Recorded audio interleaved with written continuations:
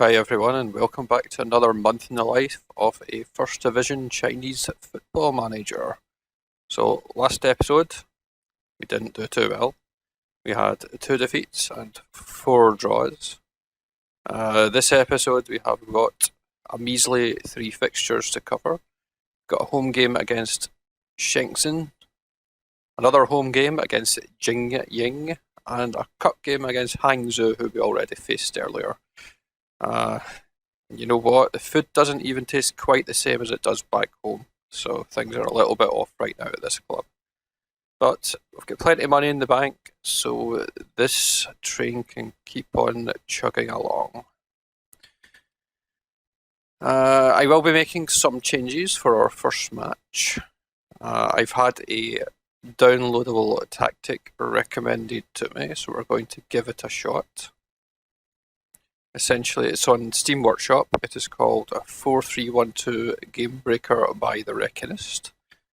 Apparently, it's strong against 4-2-3-1 tactics, which we've been running ourselves so far this season with middling success.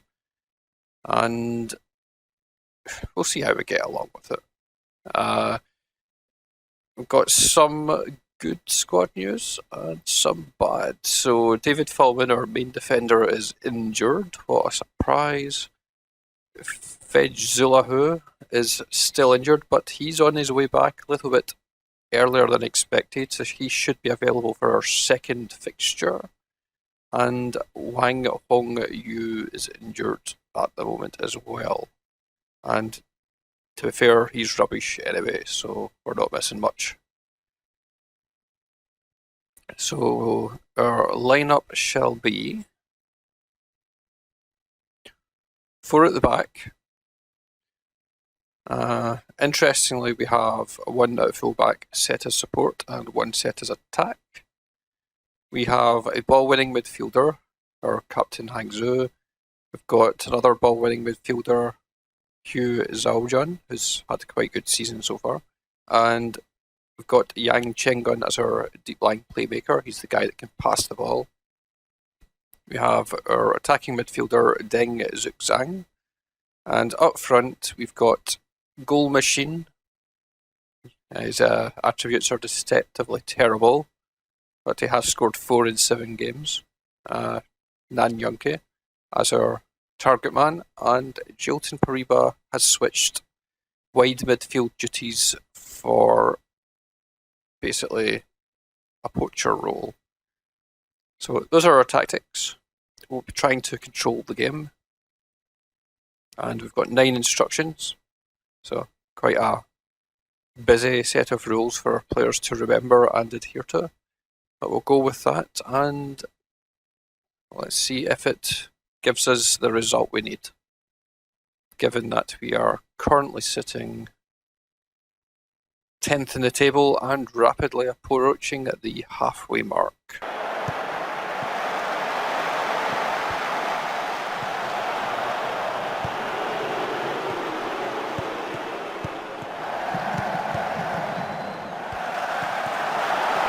One 0 after 18 minutes, and Nan Yunke gets his 5th of the season from just outside the box.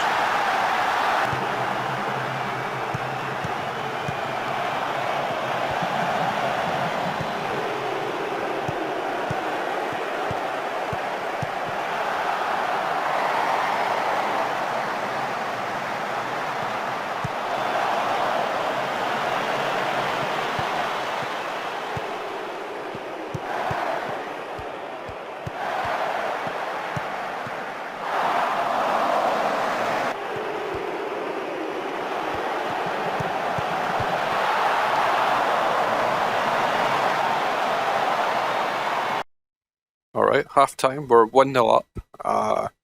We have been under some pressure. There's a player in another team called Fernandino, and he's had a couple of fantastic chances to peg his back. However, he's not taken them, and we've been let off. So, yeah, 1 0. Nan Yunke's got an 8.2 rating. Our goalkeeper, I have to say, is actually pretty good, which is a nice change. It's a lot of middling sort of performances so far. Match stats. How has this tactic caused us to fare? So we've had more shots, the same on target, more off target, same clear-cut chances. We have had a lot more possession. So the other team is less likely to score if they don't have the ball, so that's a good thing. With fewer corners, we've had better passing, worse tackling. Maybe there's something not quite right with the tackling, or maybe it's just that my players are abysmal. We've won more headers, and we have a better average rating.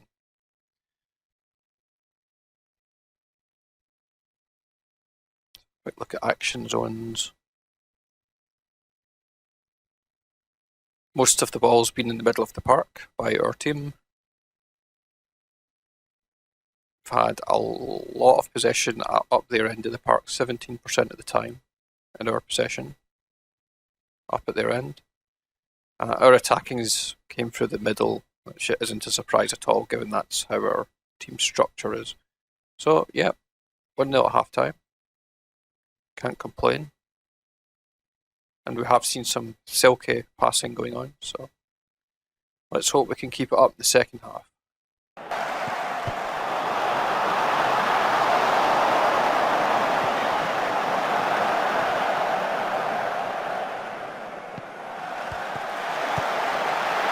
And we cannot keep it up. Cheng Yuan gets a goal against us after 60 minutes.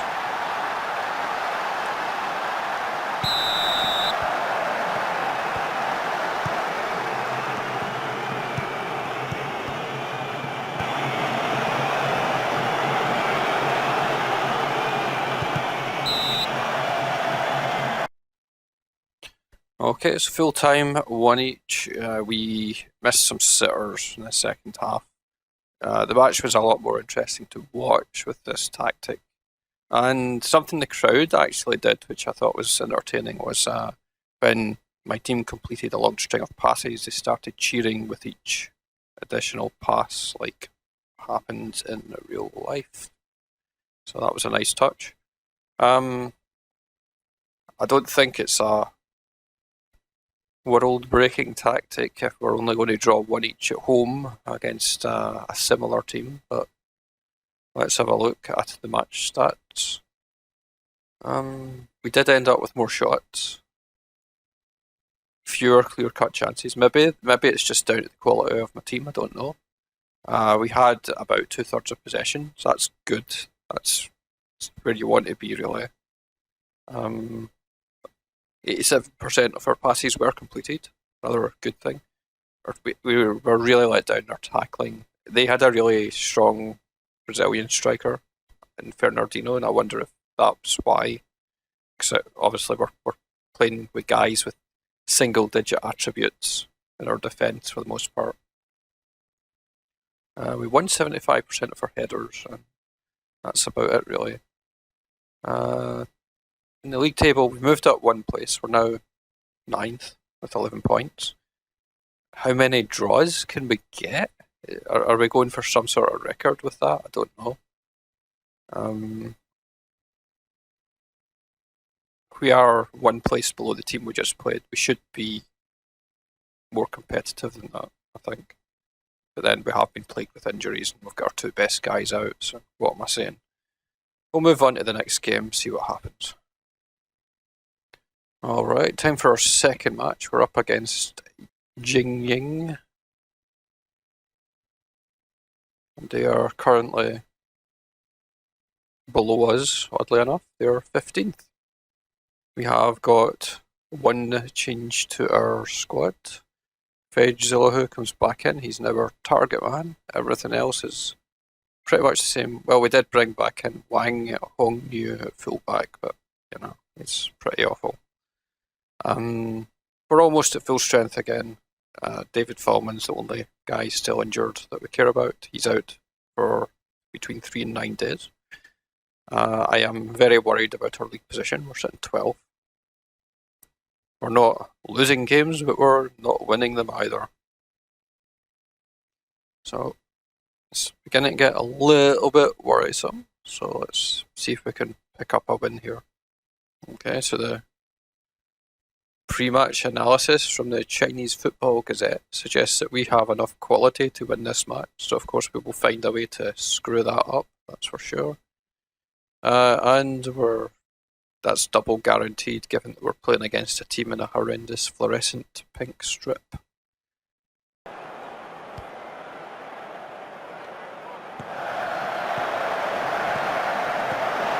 1-0, Deng Zuxang scores after 3 minutes. Nice start there.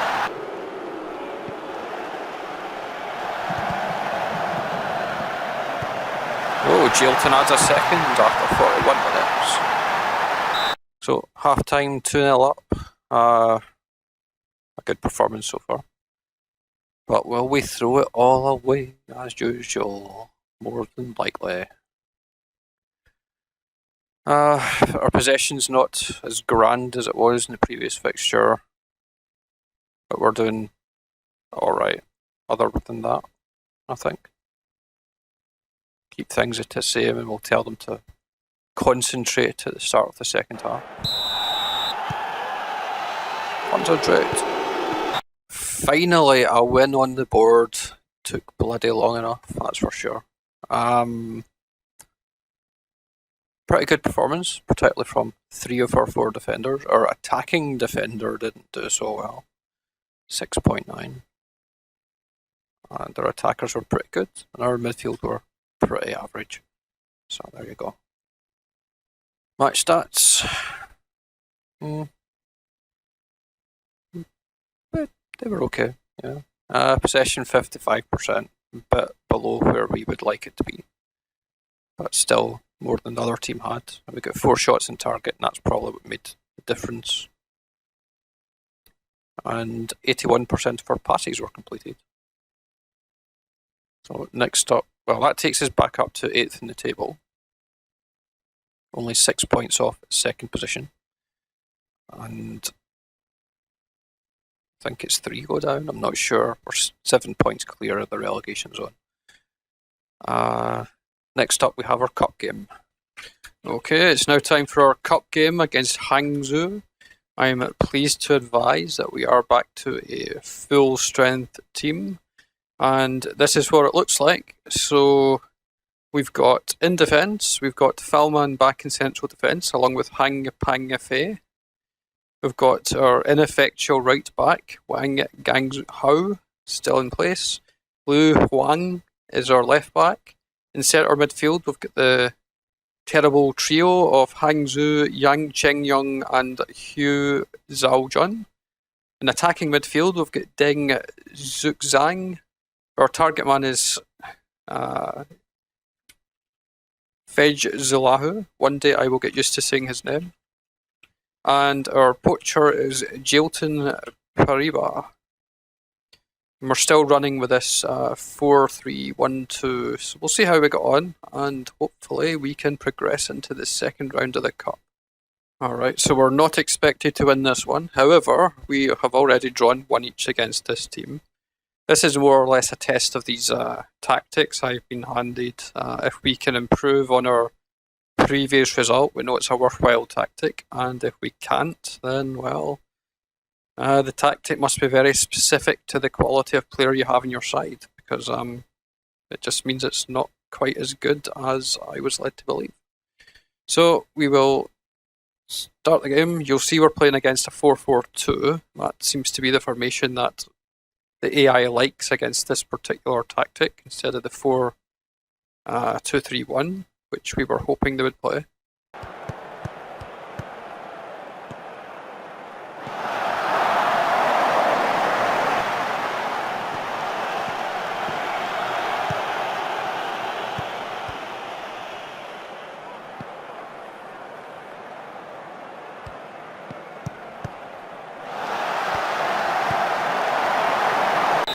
So half-time, it is nothing each, and Jilton has missed 2 absolute sitters. I really think that when it comes to finding replacement foreigners, he will be the man to leave. His finishing is bad. So I think if we're not playing any wingers, then Jilton will be going at some point. But you know what, this tactic's not really working out for us anyway, so perhaps we'll go back to our previous formation. But we've still got 45 minutes to see how it does. And shall we? Let's switch these two guys around. We really should have our poacher with some sort of finishing ability, which Jilton doesn't have. So let's change them around. Shall we make any other changes? Probably not. Okay, match stats.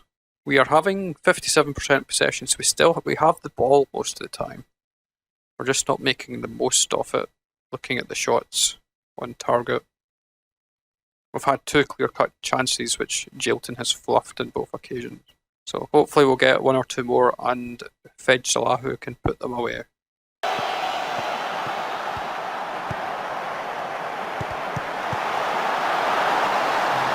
And the optimist in me wants to go into a corner and start crying whenever we concede right after half-time like we just did there. So we're 1-0 down. And we have a penalty after 51 minutes. Salahu is going to take it. And he's put it away. We're back in the game, 1 each. And we have a penalty shootout. So who shall we have take the penalties? Well, what a dilemma. Jilton can't hit a barn door from 2 yards, and he's one of our better penalty takers. I think we'll just leave it blank and let them get on with it.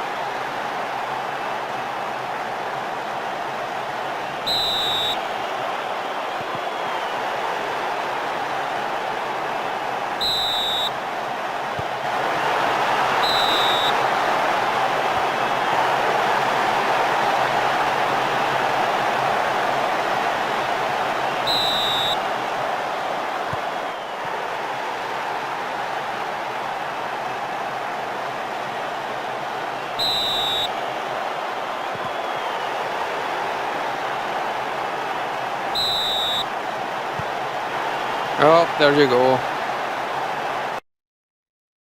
We were let down by our penalty taking. I was surprised Jilton scored his.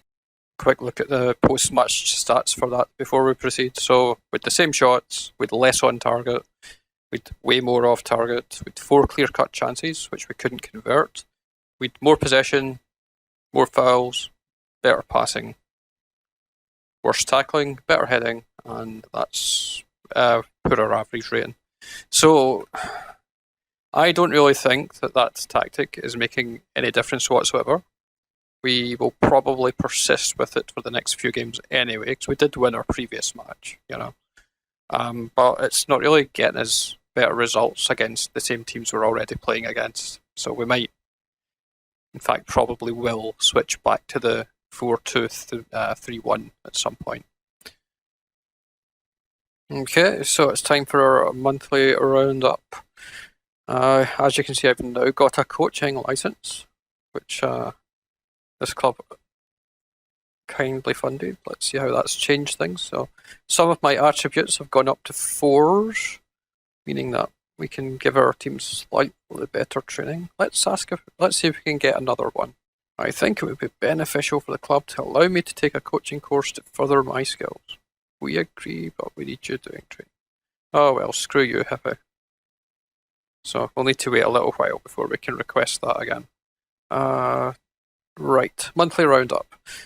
Coming up, our next episode, we've got 4 fixtures: an away game against Baikong, home game against Mizu, an away game against Wuhan, and a home game against Yiting.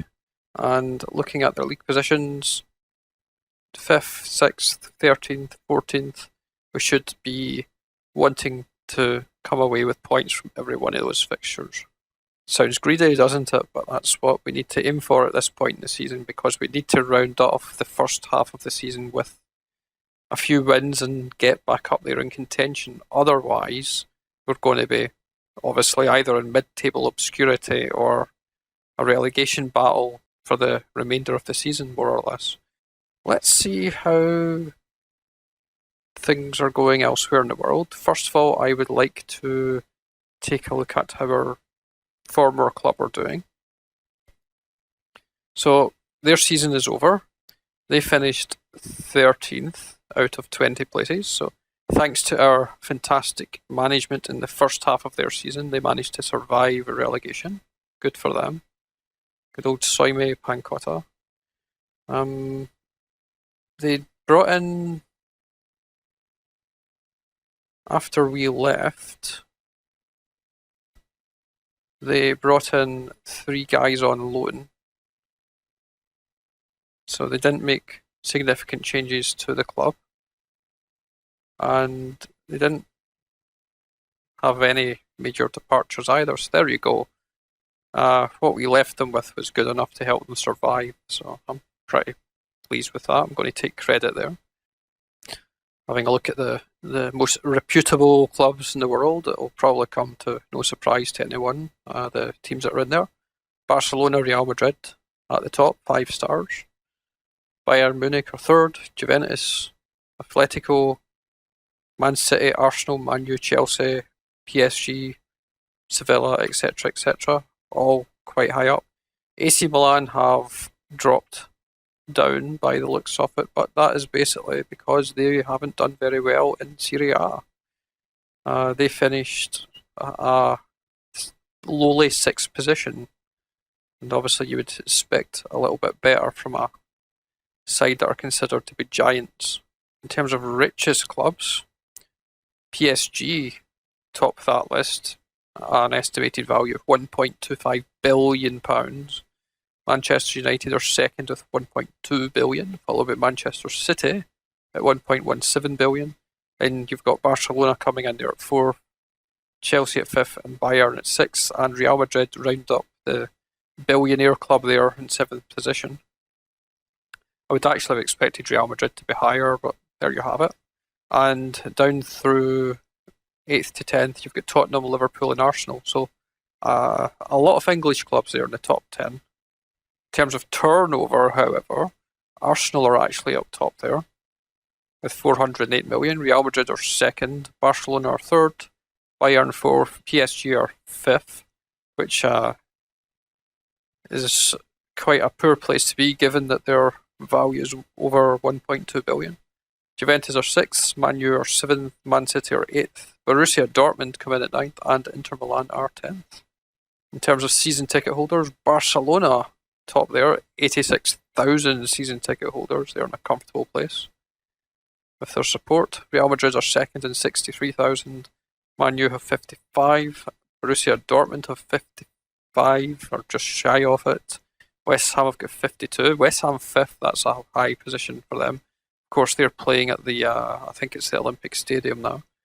Athletic Bilbao are 6th. Atletico Madrid are 7th. Rangers in Scotland are 8th.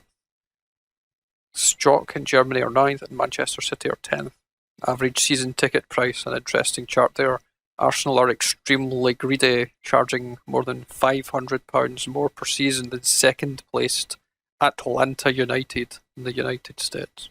So who's been splashing the big money? Antonio Conte has. He's spent $24.5 million on Mauro Icardi. The longest serving managers, however, we've got Shlomo Loran, Apparently he's a bit slow. He manages Ramo Menashe Megiddo, and they are in the Israeli B League, semi-professional team, and he's been there for 15,279 days. So he's literally managed the same team for 41 years, and Pro Vercelli's manager Luca Prina has a similar time span for Pro Vercelli, but that seems a little bit odd, given that he's currently at Mantova and he is only 52 years old. So I think there's a stat error there. I wonder if there's a stat error with Schlobo. Well, he's 66. I suppose it's possible. Some interesting time lengths there. Let's see, is there any teams up there that we recognise as big major? Not really. Arsene Wenger there's probably the highest, and he's down at maybe 30th or 40th. He's been at Arsenal for 7,550 days at this point in the game. The busiest man in the transfer market is Santosh Kashyap of Mumbai FC. He has bought 25 players so far for a value of £0. So he's an expert at picking up free transfers. Okay, so the guy that's sold the most is Azir Garitano of Leganes, who has got rid of 22 guys for a value of £0. They're in the top Spanish division by the looks of it. But let's see who's brought in the most cash. That would be Paulo Fonseca of Shakhtar Donetsk. He's sold 3 players for 85 million. So if you want to make some money, any budding chairmans out there, Paulo Fonseca is the manager you want to appoint. Shall we see how some of the first division, the first seasons ended for the European sides? Yeah, let's take a quick look.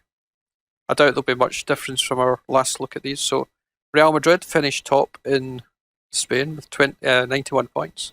You're going to kind of expect that from any season in Spain, really. And the other Champions League qualifiers were Barcelona, Atletico Madrid, and Athletic Bilbao. Eibar, Leganes, and Real Hispalis went down in Germany. Bayern Munich won that. They held on at the end of the season. Wolfsburg were second, Leverkusen third, and Leipzig fourth. So they make it to the Champions League. Borussia Dortmund and Stoke made it into the Europa League. Eintracht Frankfurt and SV Darmstadt 98 both went down. In England, Manchester United pipped other teams to the post at the end of the season. They won the league on 87 points. Jose Mourinho will be happy about that. And maybe we'll see a few fewer temper tantrums from him. Arsenal, Man City and Chelsea made up a big four, top four. Tottenham were fifth. Interestingly, at the bottom, Liverpool got relegated in 18th place. So that's quite a big team to go down there that you wouldn't expect. In Italy, Juventus ran away with it. That was a foregone conclusion, pretty much from this. After 3 months into the season, we all saw it coming. Inter are second, Roma third. Napoli and Lazio made it into the Europa League. Genoa, Crotone, and Atalanta go down to Serie B. In Portugal, FC Porto won that one. Sporting Lisbon and Benfica were second and third respectively. Valencia's propped up the table with their relegation, and Rio Ave didn't do too much better, they went down as well. In France, PSG ran away with that one by almost 20 points. 15 points it looks like. Lyon were second, AS Monaco were third. And FC Nantes and Nancy Lorraine say bye-bye to League One. In Russia, Zenit won the division by a point, and Spartak Moscow were second. CSKA not too far behind, well, not too far. If you consider 7 points far, then I suppose they were. They were third, and Krasnodar were fourth. In Belgium, Anderlecht won the title by 10 points margin, and Charleroi seemed to be the sole team that got relegated there. In Ukraine, I think they might still have a game to play. Yes, they've still got their final fixture of the season to play. So the two teams in contention are Shakhtar and Dynamo Kiev. There's no great surprise there. Zerka are already down, and one of 4 teams can go down at the moment to join them. Olympic D, Chernomets, Karpati and Vollen. In the Netherlands, Feyenoord won the league on 78 points. Ajax were a distant second on 64. PSV were on 61. Sparta, Rotterdam, Go Ahead Eagles and Heracles went down.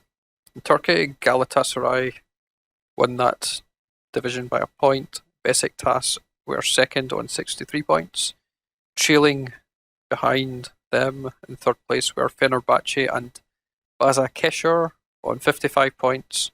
And down the bottom of the table, we've got Kasımpaşa, Bursaspor and Alanyaspor in 16th, 17th and 18th places respectively.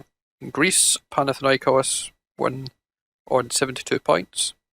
AEK on 69 were second, and everyone else quite a ways behind. In Scotland, Celtic won that one. Dundee survived the relegation playoffs, but Kilmarnock went down. So that's it for this episode. Thank you for watching, and if you enjoyed, please do like and subscribe.